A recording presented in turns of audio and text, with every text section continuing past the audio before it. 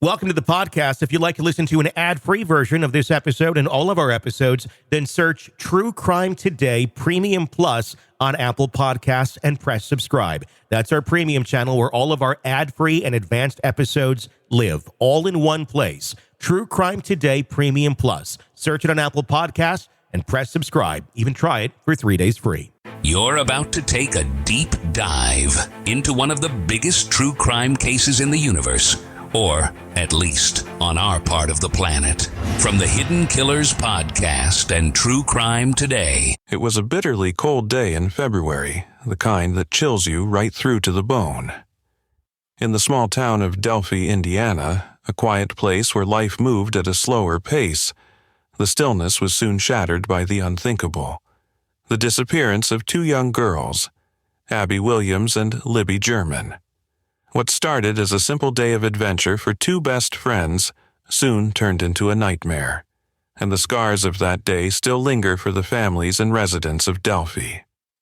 The story of the Delphi murders is not just a tragic tale of loss, but one of confusion, a controversy, and the overwhelming feeling that something, or someone, has been overlooked. As the case unraveled over the years, suspicions shifted. Confessions were made, and lives were turned upside down.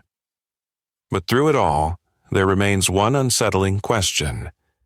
Did the police focus on the wrong man, ignoring crucial evidence that could have led them to someone else? Let's start with Ron Logan. Ron Logan was a name that quickly surfaced in the investigation after the bodies of Abby and Libby were discovered. His property, sprawling and wooded, was where the girls were found, just a stone's throw from the Monon High Bridge where they were last seen. For a town like Delphi, with a population of around 3,000 people, the horror of the crime was compounded by the fact that it happened in such a familiar and quiet setting. And Ron Logan? Well, he was just as familiar to the town as the bridge itself. On the day of the murders, Logan had provided an alibi. He claimed that he had been out of town, visiting an aquarium some 20 miles away. At first glance, his story checked out. Logan had a relative confirm his whereabouts, and that seemed to be that. But soon, things began to unravel. Logan, as it turned out, had asked that relative to lie about where he was. The alibi was fake, a carefully crafted attempt to steer the police away from looking too closely at him. This alone raised serious red flags for investigators.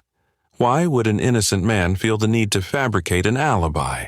And why would he, of all people, ask a relative to cover for him on the very day that two girls were murdered on his property? The FBI got involved, and soon after, a search warrant was issued for Logan's home. The grounds of his property were searched extensively, and investigators noted several unsettling findings.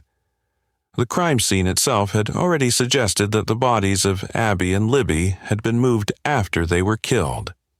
The FBI's affidavit highlighted that there were fibers found on the girls, fibers that didn't seem to match their own clothing. And there was the matter of the missing items, pieces of clothing that were absent from the scene, possibly taken by the killer. All of this pointed toward Ron Logan being a key person of interest in the case. The fact that the girls had been found on his land, coupled with his suspicious behavior, painted a troubling picture. Yet, despite the mounting suspicions, no hard evidence ever directly linked Logan to the crime. The searches, while thorough, turned up nothing conclusive. And so, Ron Logan remained a figure of suspicion, but nothing more. Logan, who had a checkered past and a history of legal troubles, including multiple DUI convictions, seemed an easy target. But the police didn't charge him with anything related to the murders. Instead, he was arrested for violating his probation, a charge that kept him in jail while investigators continued to search for answers. Logan always maintained his innocence, and despite the glaring questions surrounding him, he died in 2020, never having been charged in connection with the Delphi murders. And then there was Keegan Kline, a completely different kind of suspect, yet one who seemed just as close to the case as Logan, if not closer. Kline was not from Delphi, but he had an online presence that caught the attention of investigators soon after Abby and Libby's deaths. He was a predator, using social media to pose as someone else, a handsome, wealthy young man by the name of Anthony Schatz. Through this fake persona, Kline would reach out to young girls, including Libby German, and ask them for explicit photos. And here's where things take a dark turn. Kline had been in communication with Libby on the very day she and Abby were murdered. The timing was more than unsettling. Libby had exchanged messages with the Anthony Schatz account just hours before she disappeared. To make matters even more suspicious, Kline later admitted that he had arranged to meet Libby in person that day, but when questioned, he denied ever following through on that plan. He insisted that he had no involvement in the murders, that his online communications with Libby were just another part of his twisted, predatory behavior, but nothing more. However, many found it hard to believe that Kline's involvement ended there. How could it be a mere coincidence that an internet predator who had been communicating with one of the victims just before her death wasn't involved in the crime itself? And why did it take so long for investigators to zero in on him as a suspect? Kline's home was searched just days after the murders. The police found thousands of explicit images of underage girls on his devices, but nothing directly linking him to the Delphi crime scene. He was arrested and charged with multiple counts of child exploitation and pornography possession. Yet, he was never charged in connection with the murders of Abby and Libby. Kline's denials of involvement in the Delphi case have been consistent, but his lies about his online activities have made it hard to trust anything he says. His conversations with Libby were chilling in hindsight, and while investigators questioned him thoroughly, they never seemed to go beyond his digital crimes. Many, including those close to the case, believe that Kline's connection to Libby should have warranted more attention. What is especially troubling in both Logan's and Kline's cases is the sheer volume of evidence that seemed to be ignored or brushed aside. Logan's fabricated alibi, the fact that the girls were found on his property, and the suspicious findings from the FBI's search, all of these pointed toward a deeper investigation into Logan's possible involvement. Yet, the focus on him dissipated over time. With Kline, the situation was different, but no less alarming. His communications with Libby were a direct link to one of the victims, and the fact that he had allegedly planned to meet her that day raises an uncomfortable question. Did the police miss an opportunity to catch the killer by not pursuing Kline more aggressively? These unanswered questions don't just end with Logan and Kline, though. There were whispers of other suspects, other people in Delphi who might have been involved. Rumors circulated about a local group of individuals tied to an Odinist cult, a group known for its strange rituals and extremist beliefs. Some claimed that the symbols found at the crime scene bore a resemblance to the runes used by Odinist followers.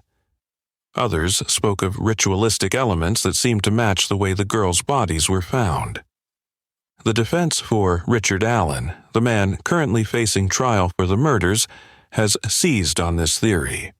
They have argued that the crime scene was staged by members of this Odinist group, and they've pointed to a man referred to in court documents as BH, a known Odinist with ties to the Delphi area.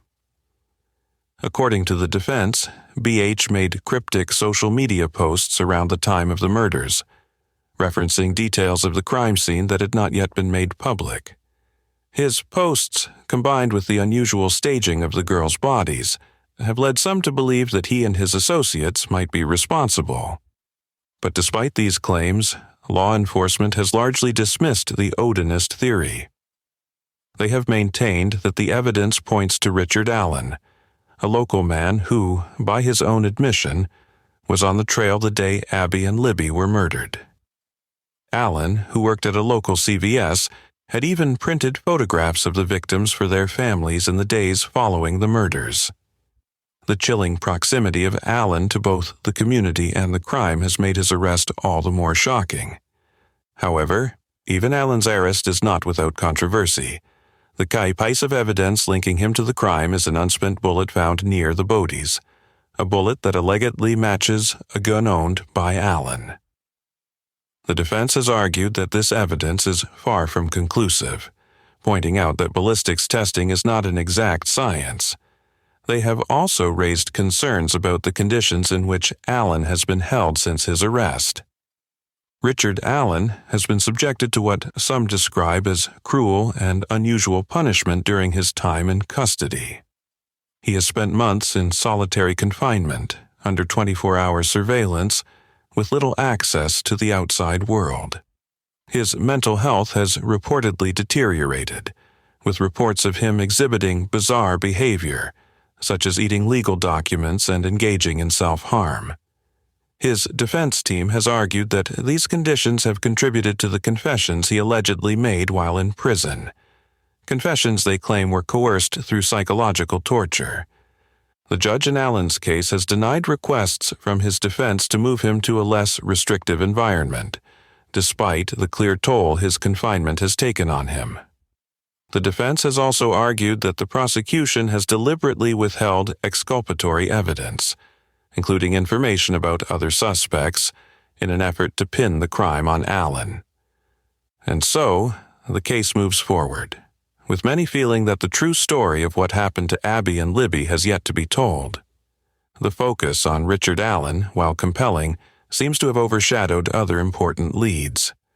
Ron Logan's lies, Keegan Kline's disturbing connection to Libby, and the whispers of an Odinist cult all seem to suggest that there is more to this case than meets the eye. In the end, it's the unanswered questions that haunt the town of Delphi the most. Who really killed Abby Williams and Libby German? Did the police ignore key evidence in their rush to solve the case? And is Richard Allen truly the person responsible, or is he just another piece in a puzzle that remains unsolved? These are the questions that will be at the heart of the upcoming trial, and they are the questions that those close to the case will continue to ask long after the verdict is read. For now, the truth remains elusive, buried beneath a mountain of theories, suspicions, and unexamined evidence. And until all the facts come to light, the town of Delphi will continue to live under the shadow of that terrible February day.